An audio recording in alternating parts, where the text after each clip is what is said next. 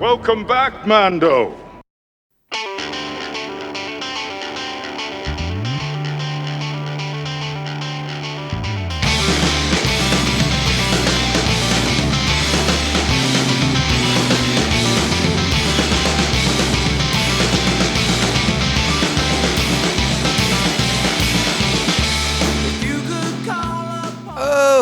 Oh, greetings, Bucketheads. Mevar Tagar. Welcome to our 353rd Commandeering Crawlers episode of MandoVision. And I am your host, Narguy Tom. Thank you so much for checking out our small independent Star Wars podcast. We are so glad you're here. Reach out to us on those socials at Mando_Vision on X and Insta, MandoVision at Blue Sky, and of course, you can email the show, MandoVisionTom@gmail.com. Please make sure to like, subscribe, follow, and share this show with all the Mandalorians in your covert. All right, Bucketheads, we are back, and as I record this episode of the show, we are one day removed from the Super Bowl. Whether you're a football fan or not, don't worry, because I will not be discussing the game. There's no point. But the Super Bowl is traditionally a time when there's a lot of emphasis on sitting around and watching commercials. So a lot of movie trailers are often released and debuted at the Super Bowl during the game, or at least you get like a little ad that says, "Hey, go online and watch the full thing," because the Super Bowl ads are very, very pricey. So I think we had discussed maybe a month or so ago on the podcast that maybe around the Super Bowl we would get a new trailer for The Mandalorian and Grogu. We got something for The Mandalorian and Grogu, and I can't say it was something that got me very excited about the movie. They did a small little ad to kind of like remind you, like, hey, guess what's coming out? And again, I found it to be something. I found it to be lackluster. Sorry for the audio difficulties there for a second. I don't know. I just found it to be not anything special. So, I try to kind of do like these bonus shows where we can kind of like get into these things when Star Wars gives us something to talk about. But I really felt like this wasn't anything to talk about. It gave us nothing new for the movie. It gave us nothing to chew on. Just have conversation about.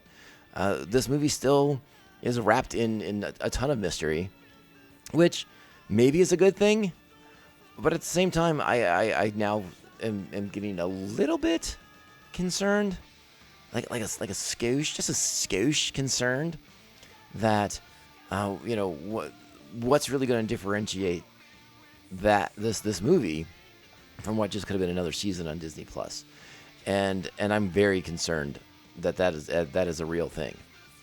I sure hope not. Again, my hopes are that this will be a glorious and triumphant return to the big screen for Star Wars. Will that be the case? That is to be determined. But yeah, I was sort of bummed out that we didn't get anything, even just like a little something to kind of whet our appetites. And I guess in a sense this is what that was, but I would have liked to get a little bit more. Give me something to kind of chew on a little bit here, like kind of tease the bad guys in the film, kind of tease some element of the story that we're gonna see. But instead, the movie chose Disney and Lucasfilm chose to do something else, and it was what it was.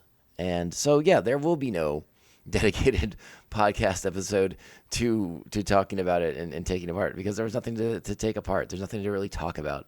Sure, it's a neat little ad, I guess, but it just is more like a reminder that, hey, guess what? Don't forget, there's a Star Wars movie coming out. Do you know anything about it? No. Are you gonna go see it? Yeah. So shut up and watch this. And I don't know how I feel about that, in all honesty. He's coming out in like 3 months. Let's freaking go. Come on. Full-blown trailer today would have been nice. I kind of held back doing the recording because I was like, well, surely they'll put something full-blown out today on the internets. No, they did not. So, in that regards, very disappointing on the Super Bowl front. But that's okay, friends, because we still have an episode of our Star Wars Rebels rewatch to get into. And so I'm going to get into those episode particulars right now. So let's get those onto the show. All right, you ready?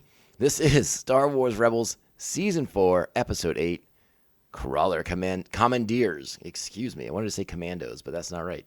Crawler Commandeers. Original air date was November 6th, 2017. Our plot for this week's episode: desperate to contact Rebel Command, the Ghost Crew pirates a mining vehicle with long-range communications gear, but the Empire arrives to spoil their plans. Or do they? The episode is directed by Bosco NG, written by Matt Mishnovitz. Our primary cast for this week, of course, Taylor Gray is Ezra Bridger, Vanessa Marshall is Harrison Dula, Freddie Prinze Jr. is Kanan Jarrus, Tia Sakar is Sabine Wren, C. Blum is Zeb Aurelios, Dave Filoni is Chopper, Phil Lamar as Bail Organa, Seth Green is Captain Seevor, Keith Serbajica, I know I say your name wrong, sorry, I apologize, but he's back as Vizago, Michael Bell is General Dodonna, Genevieve O'Reilly is Mon Mothma, and of course, Clancy Brown as Ryder Azadi. And that is what's happening in this episode. All right, let's get into it. You know what that means. It's time. Strap on your buckets. Let's go. Get out of here. We'll hold them off. You're going to have to relocate the covert. This is the way. This is the way. All right, so I'm just going to come right out the gate and say it. I don't have a lot to say about this episode of Star Wars Rebels. It's perfectly fine. It's perfectly watchable. You can see the Spectres doing Spectre things, and that's good, right? Like, we open the episode. Oh, let me get back to what before I get into the episode. Like, I hate that word filler because I don't view it as that at all. But in the scale of importance, this one's a little bit lower there. It's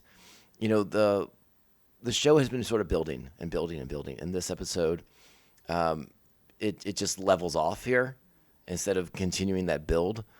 But I think that's okay because what we have coming next and after that is like fantastic stuff. So, instead of continuing our ascent, we sort of level off with this episode. But we know the ascent returns. We rise again next week. So I think that's okay. I think you have to remember you got to pace these things out a little bit. I don't know the specifics of how they sort of organized this season. If they had a certain a certain number of episodes they had to hit, or if there were any other requirements for it. But yeah, I think they needed. My assumption is that they sort of looked at this episode and they're like, hey, we're going really fast.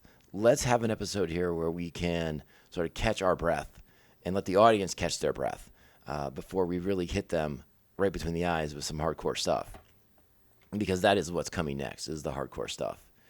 So, in that regard, that's what we get. We get a sort of a throwback to early episodes of the Spectres being Spectres, right? We're going to infiltrate this machine that's scarring the landscape of Lothal.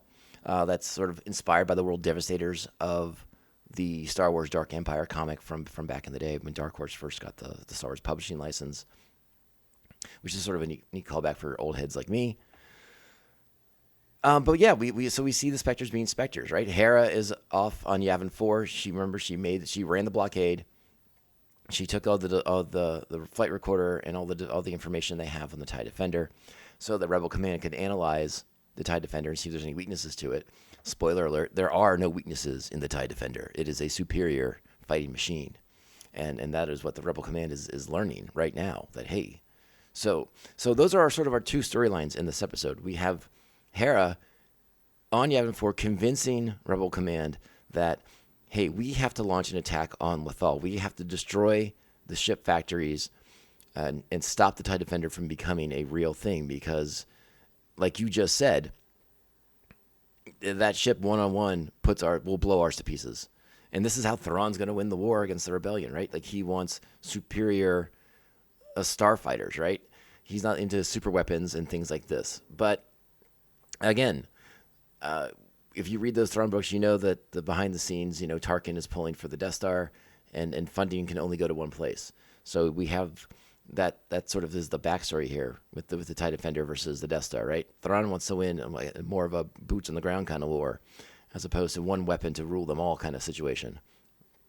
And meanwhile, back on Lothal, our heroes on the ground are trying to figure out if Hera even made it. Now, of course, Kanan believes that she made it, his ability to feel her through the Force. But they want to have communication, right? Imperials are blocking all the communications that's not Imperial. So they notice this crawler off on the horizon. Remember, they're down in the southern hemisphere now of the planet, where the Lothwolves took them. So the Rebel camps is sort of like relocated down here. So again, we're on a different side of the planet than we've seen before. So we have that. We're in that cave with all those ancient drawings and stuff on it. It's a very cool visual, by the way. Big fan of that. So we see this crawler, and Sabine notices right away it has a long-range communications antenna, and that'd be perfect to get past the Imperial jamming that's occurring, so they can touch base with Rebel Command on Yavin. So we're going to go and commandeer that, and it turns into a big thing. Surprise, surprise. The Spectres get into it. It's never as simple as we want it to be. Captain Skeevor, voiced by Seth Green, is fun, but I'll be honest, I don't understand why Zeb doesn't just knock him out from the jump instead of letting him continue to cause problems throughout the episode. It's a little odd. But again, we sort of get to throw back to some of the things that used to be in early episodes of the show, like Ezra doing impersonations of people to fool people on the radios, right? Like, so he does an impersonation of Skeevor, who is a Trandoshan. And so it was always fun to have Trandoshans on the show. I've always liked the visual of the Trandoshans. So that's always exciting. Skeevor is one of the smaller ones, but there's a big guy who's like pumping out who's like the slave master. They got slaves. The mining guild's using slaves on this crawler. And so we get to liberate some slaves, and we find out that Vizago's amongst the slaves. And Vizago's all upset later in the episode when he realizes that they didn't come to rescue him. But, it is what it is, and at least he's being rescued at all. So, again, there's good stuff here. There's good back and forth. The fight between Zeb and the slave master, whose name I think is Prosh, is fun because, Zeb against another big alien is always a good time. And they do some punishment on each other. I'm not going to lie. Like, it's a fun one, and I like them engaged in battle hanging beneath a platform. Right? Like these creatures who have like such incredible strength and dexterity, like why not put them in an environment where they can engage with each other that's a little bit more non-traditional than what we'd see if it was just more humans on a platform, on top of the platform. Let's go underneath the platform. So I like that. Then you get Ezra versus Skeevor at the Battle of the Furnace when Skeevor is going to try and destroy the crawler so that it can't be taken over by the rebels, or as he calls them, pirates. So it's good. Again, we find out that there's slaves on the thing. They liberate the slaves. Slaves are going to come fight for the rebels on Lothal. Meanwhile, Hera is trying to convince High Command, not High Command, Rebel Command, that the attack has to happen, that we can't, yes, Thrawn beat us once, and it was bad and not good, but we can't be afraid to engage the Empire right now, because if they get these TIE Defenders in service, that's going to put us in a really bad spot because we don't have ships that can compete with them. So these factories have to be destroyed because the war is about to get a lot harder if we allow them to join the Imperial service.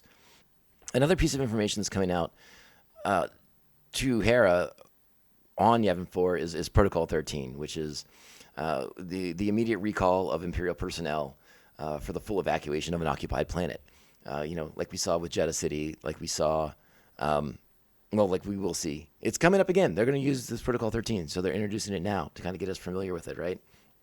So be ready, because that's Protocol 13. It's going to spell bad things for the people of the occupied planet. I was trying to remember if they folded this into Andor at all, but I don't think they did.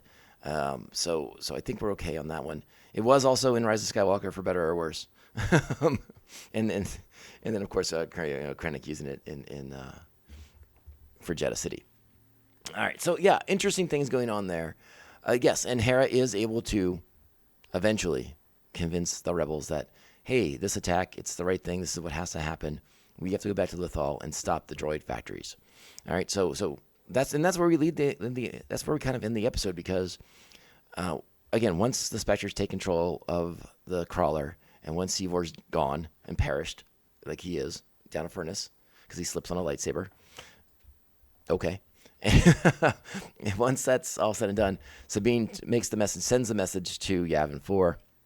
It is responded by at the end of the episode, where Hera says, yes, she's coming back, and she's bringing some rebel ships with her because they have agreed that it's time to attack the factory where the TIE Defender elites are being manufactured. All right, so we know big battle coming, right? Ezra's fired up. Could this be the beginning of the liberation of Lothal? Ooh, well, we'll have to see about that, my friends. It's going to be it's a bumpy road up ahead for our rebels, but again, this was sort of like the calm before the storm. This was the episode to catch our breath. So was this episode super, super exciting? No, not really. But was it kind of a fun throwback? Sure. So it gets 7 buckets. 7 buckets. And I think that's a pretty solid 7. Again, it's an enjoyable enough episode. But I think at the same time, you are like me and you're like, oh man, let's just get to it because we know what's coming next. We know what's coming up. We know what's coming. The good stuff's coming. Don't slow us down now. But this was the pause, the catch our breaths. Let's get composed. Let's get our Kleenex ready. Let's get the tissues ready, okay? Not happy tissues, sad tissues, all right? It's going to be like that. You know what's coming. I know what's coming in 2 episodes from now, and I am going to be a mess trying to talk about it with you guys. I'm just saying it now. It might be the worst episode of this podcast, and that's saying a lot. So buckle up when I start sobbing into the microphone for what's coming, friends. All right. Again, 7 buckets for the crawler commandeers. A solid enough episode, but the big stuff hits next week, and that's what we buckle up for. All right. That being said, hey, maybe in the time between when I record this to when it's released, there will be a Mandalorian and Grogu trailer that we can talk about, and then my little soapbox that I was on at the beginning of the episode will mean nothing to you. And if that's the case, maybe I'll go back and delete it. Or we'll just preserve it because it's just kind of funny to hear me say and complain about there being no trailer, but then they release a trailer before you even hear the episode. We'll see how it goes. All right, Bucketheads, go out there. You guys are the best Star Wars fans out there. Go out there. Be great, kind, supportive, respectful, understanding, tolerant, patient Star Wars fans with everybody else, even the ones with the crazy opinions and crazy theories. Just smile and nod. You're like, yeah, okay, cool. Cool. And it'll be all right. Accept it. It's cool. I'm glad you guys are awesome people like that. All right. Hey, check us out on the socials. Mando_Vision on X and Insta. MandoVision at Blue Sky. And, of course, you can email me, mandovisiontom@gmail.com. Like, subscribe, follow, and share the show with all the Mandalorians in your covert. And, of course, if you can, if you're willing, if you're able, sweet 5-star reviews. They help the small shows like us stand out, not get lost in the intergalactic shuffle of all the things that you could be listening to with your time. And again, we thank you for being here and supporting the show for, what's it been, 5 years now, I think? Holy Toledo. Thank you guys for being here, always being awesome. We'll be back very, very soon to continue our Star Wars Rebels rewatch as we race to the finish line with this one. And then we got new stuff to talk about. All right, so this podcast, my friends, remember, this podcast can only end one way. This is the way. This is the way. This is the way. This is the way. I suppose you'll be heading out. I'm not. You should. It's against the creed. I gave you my word. I'm with you until we both fall. You really buy into that bantha fodder? I do. Good.